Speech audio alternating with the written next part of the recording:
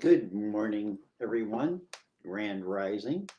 Um, I didn't look in the mirror before I got on here. My mustache is all out of whack, but that's okay. It's some mornings are rougher than others. Anyway, I'm not here to make a big strike with my looks here. I'm here to just share with you what comes up with me in the mornings on Fridays when I take the time to ask my guides what is important and what is needed to express, not only for others, but for myself. And yesterday on the Global Heart Team, we had an amazing meditation and an amazing writing came through. And it was based on was called the transfiguration of our personal heart. And I will read that at the end. But this morning, it became a message about the collective healing of fear that kept bugging me. And what I realize is so many people now are in what I call a state of fear, but they're not actually necessarily feeling fear as we know it. And many of us don't like to admit that we are fearful, or, we just like to say it, we're confused, or we're not feeling good. And we make all kinds of other names for it, which they're the uh, energy that we're producing in ourselves that are driven by fear. And this is a time where all of this is coming up to be uh, cleaned. It's cleaned and cleared in order for humanity to evolve. And if we look at our societies around the world right now, we realize that they are in a very deep state of turmoil and chaos. And there's no way that we're going to get through this without pain and suffering at some level. And the question is, how do we become able to deal with that? How do we become able to help our future generations go through this? Because this is going to go for generations. This is not something that's going to clear up in a couple of years or maybe one or two lifetimes. This is going to project into the future. And what I'm feeling is that the whole universe, everything in the universe is focusing on this because it's creating an instability that we're not aware of, that planet Earth has come to a point, a crisis point, if you will, and it's affecting everything else in the near universe and in the collective universe. So this word collective is really important to understand that each one of us have an individual beingness, and we're unique in that manner, but we're part of a collective that's called humanity. And that group collective called humanity lives on planet Earth, and planet Earth is a planetary um, being in a larger field, etc., etc., etc. So if we take our bodies and we look in our bodies, we go down to all of those little molecules and everything. So you see this, it's the Russian doll. The Russian doll is the perfect example of the existence of life, is that there's always something smaller inside that smaller. And it's sort of like, the scientists have chased down to, I don't even know what they're at, microatoms. It's unbelievable what we've come to understand scientifically. However, The problem with that is we've not used it to the full potential of setting us free from fear. And fear has been the rule and guide for thousands and thousands and thousands of years. Now, the ancient stories are the Anunnaki were beings from another um, galactic place, and they came and they ruled, and there are actual stories that they had they created us. But the reality is that whatever it was, they formed basically a slave society. And they created the ability to, for fear, to be able to rule over people. And so the fear would include pain, suffering, all kinds of attributes to it. And that's what many of us have been going through in the past couple of years with the virus and the new viruses and et cetera, et cetera, et cetera. We're going through all of this stuff, the 5G, the 6G, the 7G. It's all shifting our energy. We don't really know what it's doing to us. And those who do know are being sworn to secrecy as to what it is doing, because it's not necessarily good for the whole of humanity. It is only good for those who are ruling the world. And this is just the same story of the Anunnaki. Now, the other thing is that when we look at life from our own personal perspective, we start by waking up in the morning. You know, it's you wake up in the morning. This is what you do, and what are you feeling when you wake up in the morning? And for me, I have to shake off. The first thing I do is shake off the dream time. My dream time is very erratic right now because I have sleep apnea. I'm not getting enough oxygen in my sleep, and I'm waiting for a machine to assist with that. So that makes my dream state very, very amazing. I'll call it amazing. At first, it was like bizarre. Then it was annoying, and now it's almost like it's a psychedelic dream almost, in the way that people move in and move out, and they're different people who you would never put together, and it becomes sort of an abstract dream. However, the energy of that dream is still in my body when I wake up.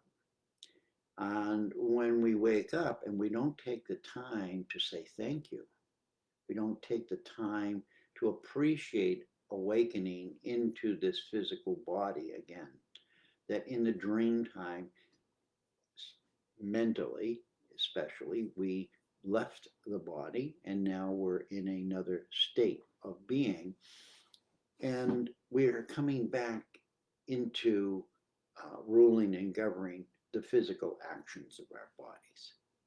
When we're dreaming, it's automatic. It's on auto. We put it on. It's like the Tesla car. We just turn it on and say go somewhere, and it goes. And hopefully it'll make it there. Sometimes it gets a few turns. So this is what we need to do, is start to learn how what we're feeling is really a response. It's not necessarily what we believe. It's not necessarily uh, what is going to be always pleasant. But when we awaken, when we come into full possession of our physical body, we are going to direct it through the brain. But before the brain, it has to get signals from the heart. And this is where we've lost our touch with who we are, is we need to be in that sense of who are we in our heart rather than our minds, because the minds are easily manipulated. And we've seen that for thousands and thousands of years. When you can rally thousands and millions of people to kill each other, that's that does not reflect sanity to me. That reflects insanity or mind control, or just like we're having now, this stress all around the world about leadership and whose side is right or wrong, or you know uh, what do I want? How do I read this story? And then when I look at this story, I find um, horror. But when somebody else reads the story, oh no, that's the way it should be. And we argue and we fight and we separate. And right now, there's a great deal of separation, which is very unhealthy for humanity and for planet Earth. Because in that disturbance, that field of disturbance, what happens is those who have power have the ability to do things behind what's being shown. So it's sort of the Wizard of Oz project. We'll show you what it looks like and will affect you so that you will go and do things and think things in a way that keeps you occupied while I'm back here doing what I need to do for me and to keep me in power. I'm going to take a deep breath. That's not in my show notes. But that's okay. Show notes are show notes, and Charlie Riverman talking is the flow. This is the flow. This is the Riverman flow, as Tony Two Cats always calls it. So, where many of us are struggling really to face the day. I mean, literally, just to face the day. Wake up, and some of us wake up. Many of us wake up with a lot of concern, a lot of uh, heartfelt uh, angst. And good morning, Kath. Kath, I don't know how to pronounce your name, dear, but bless you. And Victoria. So again, this is where we're coming to, is how do we start our day? How do we start our day with a new attitude? A new attitude about ourselves. And we all have these personal challenges, and many times they're very old, very deep. They're traumas that we had as children or younger people, or traumas we're involved in right now. It could be relationship, it could be financial, it could be thousands of things that are creating the trauma in you now. And the trauma really is an energy. It's a negative energy. And what it does, it's sort of like electrocution. It electrocutes you. And what you do is, it's like getting zapped with an electrical prod if you were an animal. And so you jump away from it. You don't want to go near it. And that's what it does. It directs you. It directs you. And it directs you in a way that somebody else wants you to go, rather than you as a sovereign being would choose to go. And when that happens, the brain goes into confusion, and the brain starts to, it'll move because it's going to move because of the fear of the pain or the shock. So, this has been going on for thousands of years, thousands and thousands of years. Even before China was a dynasty, there were civilizations. I posted it the other day. There was a civilization before China was a dynasty. It's like 4,300 years ago, and they were building these sort of pyramid step cities, and that's where they lived. So you see, this is not something new. This is not something new. And nobody knows who they were. Nobody knows where they went. And so it's the story of many stories that have been written, actually written by others, and now denied as real. They're imaginary, they're just stories. Well, I don't think many stories were written 4,000 years ago or whenever, just for the sake of it being a story. They were written as a historical record. And what we have is a group of people now who disrespect somebody else's scientific and records, saying that, oh no, that was just artwork. Those hieroglyphs, which it's just artwork. They didn't know how to speak language. They didn't know how.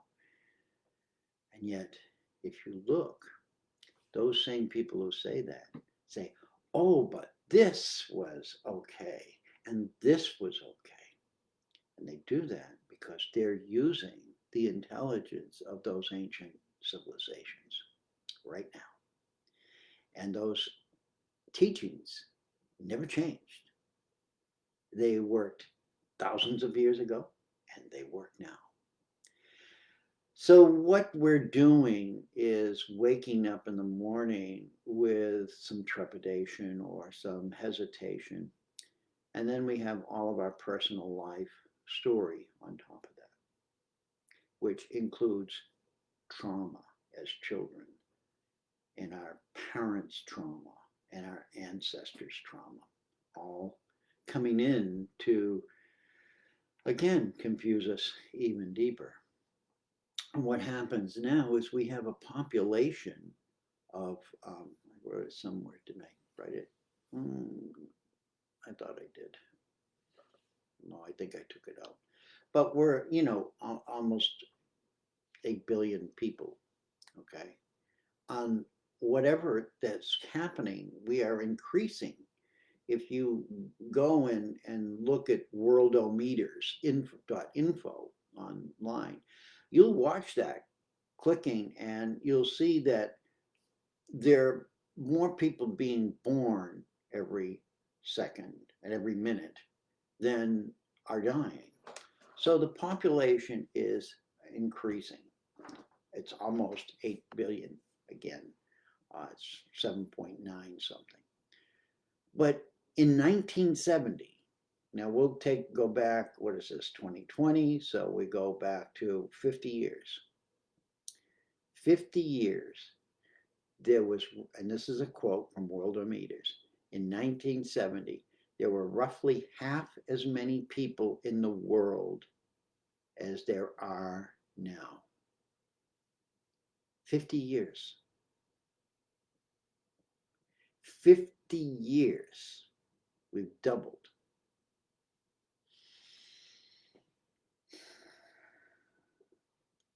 How can that be a positive thing for our environment?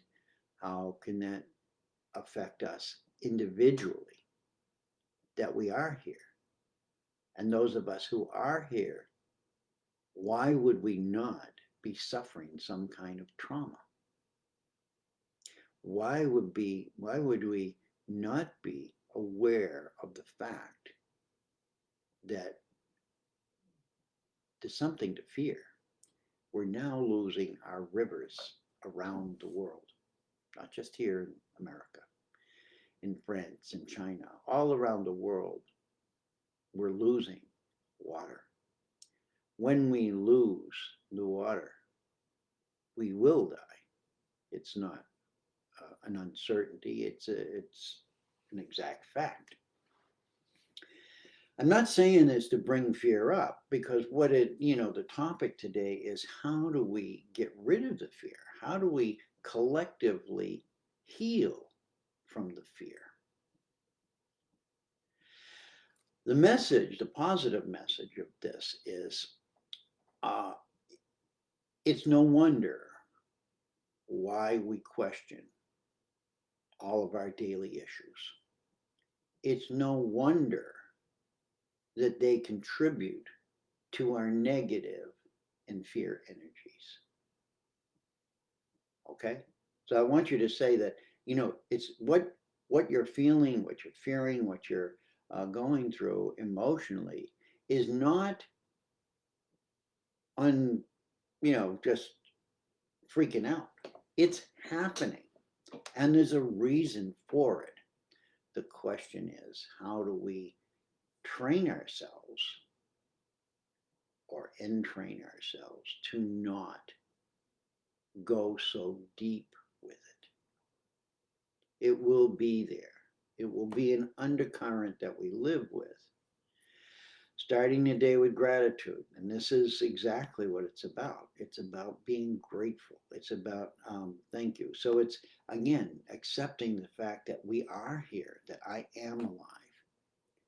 My death experience brought me to when I wake up in the morning and I clear all the crap from the night. The first thing I do is I say, thank you. I'm here. I know there's another place to be. I know I exist somewhere else or will exist in some other form, shape, manner. So I have no question about that anymore. But I'm here. And only here has all of this. That's it. Earth is the only place that looks like Earth and is Earth. There may be other planets and other galaxies that are similar, but there is only one Earth. And we have the privilege to live here together. And the source of who we are is the creator of all of us. It's not, well, this creator created you and another creator created them. That's not true. We were all created. Doesn't matter who or what you call that creator. The creator is not looking for accolades. The creator is being the creator of everything, and we are part of that. So it's up to us to entrain our minds to be thankful, to be grateful, and then to share that with others. And the way we share that is through love. It's very simple. When you love somebody, you're sharing that thankfulness. You're sharing that kindness. You're sharing who you are in your heart. Not up here, not your brain. The brain is what's confused. The brain is where the distortion is. The hearts end up distorted because of the brain. When we, there's a lot of heart disease, and there's some physical and other reasons for it, but most of it is stress in the brain. And I'm going to say that, and I'm not a doctor, and people can say, well, that's ridiculous. But I can tell you that when your brain is overloaded with fear, worry, complaining, negative energy, what does it affect? What does your brain affect? Every muscle in your body, every nerve in your body, every bone in your body. Okay?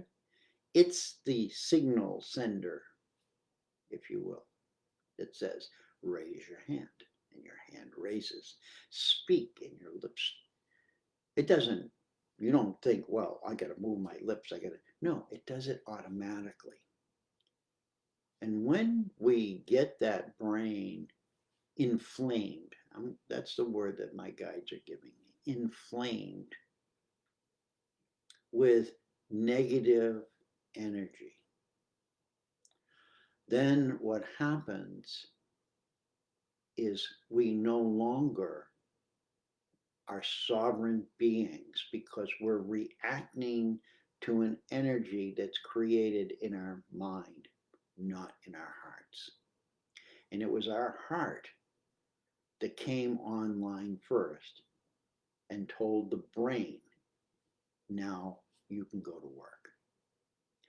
And for 7 years of our childhood, I've said this before in other talks, we stuffed everything we learned into our subconscious because our brain hadn't matured enough to actually go online. It was building a repertoire of patterns and signals and adjusting so that it would know when it was ready to be able to take all that information and put it together. Just like what they're doing right now with artificial intelligence. They're creating a brain, a mechanical brain. They won't say that, but that's what they're doing. And what happens when we have mechanical brains that are going to run our lives? Will we be slaves then? More so than we are now? I don't know what they'll feed us because they won't have any water to feed anybody with. But maybe they'll make, again, like they're doing now in laboratories, they're making all kinds of food in a laboratory. We don't need trees. We don't need plants. We can make it. We can get a machine to make it. I don't know about you, but that's not what I'm here for. So, with all of that said, what we need to do is generate more love, and send that love and give that love to others, to focus on those who need that love. Many of them are close to us, and many of them are offensive to us. We've separated from them. Can we send them love and still know that I can't have a conversation with that person? Yes. You see, there's no boundaries to love. The only boundaries for love energy are here, in you, in here. This wants to control the heart. When we recognize the brain for what it is and thank it and try to keep it neat and in order, and when it starts to spit out garbage, we say, okay, I'm just turning you off. I'm going to change the dial. I'm going to listen to what does my heart say in this? It sounds simple, I know, but it is, and it isn't. And many of you who have gone through, are going through this, know that it's a very big challenge to love 24/7. There's a lot of distractions, as well as past experiences that are now, because the energies of the planet and everything is changing, being released. So we're releasing, like Mother Earth is releasing gases, we're releasing thoughts that we received as very infant children that our parents didn't do intentionally to hurt us. They were trained by their parents and their grandparents, and so it's come down to them, and that's all they knew. And they didn't know that they were doing damage to us. They were just dealing with a situation in a moment. And I'm not ruling out the people who are mentally disturbed, who wanted to hurt their children intentionally. That's something different.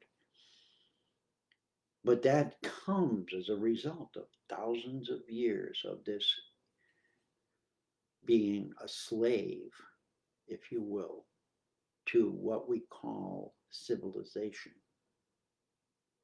And all throughout it, all throughout the history, you will see that we have been always treated like slaves and made to believe that if we follow the rules, we get a reward.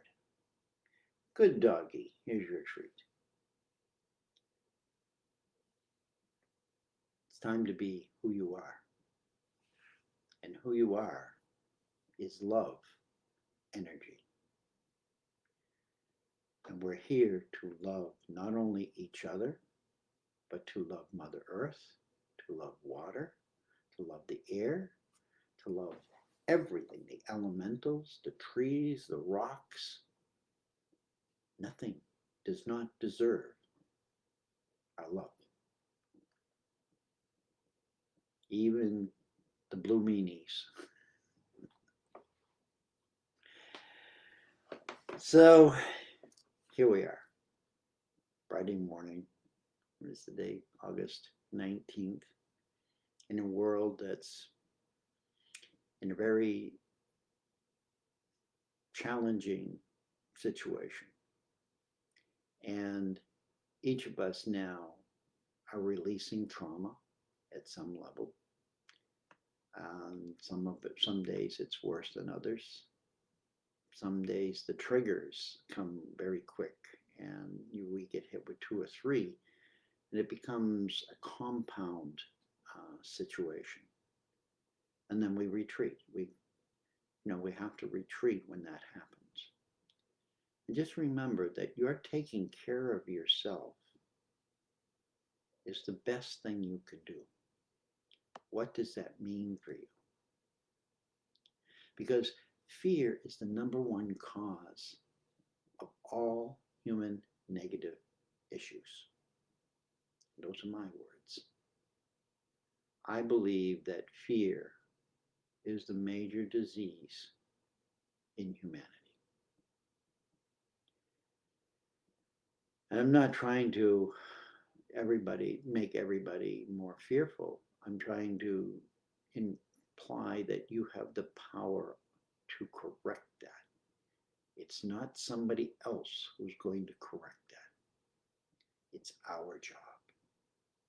And when we stand up and take it on, doesn't mean you have to become the raging warrior, but you do have to be aware of when am I feeling abused? When am I feeling triggered? When am I? And feel that energy and learn the feeling of that energy. And know that it's not you doing it because you want to. It's doing it because you're being put in defensive mode. You want to defend yourself. This is the nature of our body. The brain is designed to defend the body, not torture it. But as you can see, it's been entrained to do that. And it's played to hear certain notes on the scale. When that note hits, boom. You've all heard of mind control. This is how mind control works. It does work. They do use it. So this is not everybody, but if you're waking up and you're feeling, depressed, lonely, shamed, you don't want to go on, what we would call, depressive things, know that, get up and say, thank you, I'm here. And maybe I don't know who I am in this moment, but I know that I'm the most powerful being as a human on this earth.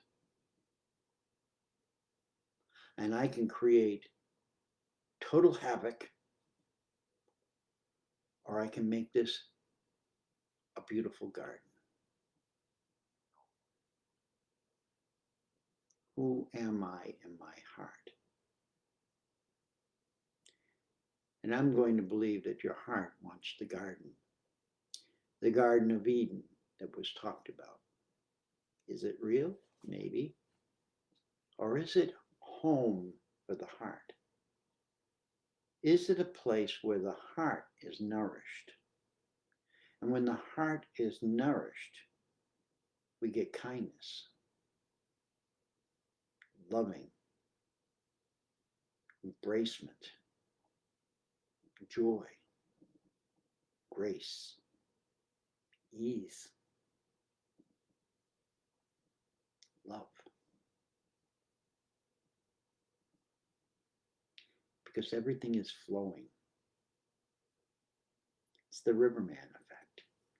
Everything is flowing.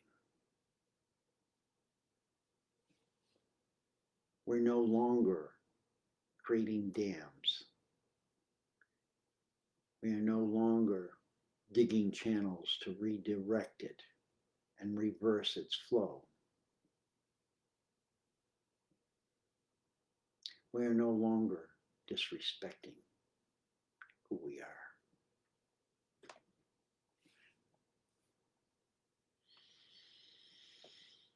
So the rest of my things are fear is the number one cause of all negative issues. Again, I said it before, control mechanism was created thousands of years ago to control large groups of people. It's the old paradigm. And my ending statement in my notes is let us begin today with a thank you and a determination to establish a foundation of gratitude deep within us. It is love that creates gratitude. And when it is shared without fear or rejection, fear of rejection, it changes the energetic structure of our physical and mental self. We are the only doctors we need, and we have the power within us to overcome anything. I want to thank you all, and I want to read this writing from yesterday because it's very important to this. It's called Transfiguration of our personal heart. As we gently focus on our heart, we think of it as a physical part of our body. Yet it is also a highly efficient generator of energy, which, when finely tuned, will become a field of creation. We begin to live in harmony and balance, truly. Love, grace, and praise create a balanced field from which our emotions begin to harmonize gently. Our feminine and masculine imbalances return to wholeness, and the distortions of our attitudes become no longer able to direct us away from loving kindness and joy. At this moment, we are receiving an awakening that is beyond our brain's hostile thinking program. All of this will tend not to make sense as it happens, although it is preparing us to trust our hearts in all decisions, especially when the brain is frozen solid. Our hearts are the fire of creation, not destruction. Although we have felt it frozen beyond the ability to melt, we are now turning up the heat that comes from pure love and learning to transfigure all of humanity beyond its imagining. And I'm going to post that down below here for you. It's also on my page. It'll be on my blog page shortly, or if it's not already. No, I don't think I've put it there yet. But I want you to each come back into your heart. And when you wake up in the morning, when you clear your brain and you get yourself up and you look out the window, I want you to say thank you. Thank you. I have a new day. What am I going to do? What am I going to do that aligns with my heart and the hearts of others? Love you. I thank you. I respect you. I am you. You are me. We are unity. One heart, one love. May you each embrace what is happening around you and know that you are more powerful than the negativity that it contains. Have a blessed week. Hope something I said triggers something in you. You don't have to, follow everything I say or I bring to you, but I just bring my perception of it, my gift of my guides to present it to you. And know that each one of you can do that as well if you so choose. It's not just me, I'm not special. It's just that I've accepted the ability to do it and let go of the fear of what it sounds like.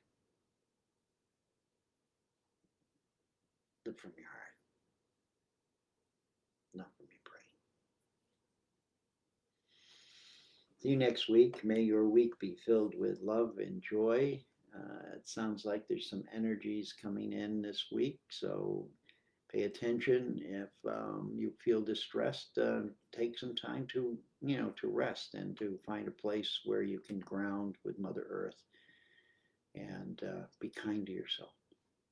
Love you all. We'll see you next Friday or on Kirtan Live every night on Go to the Hole or on my blog or on my Facebook page. It's all there for you. Love you.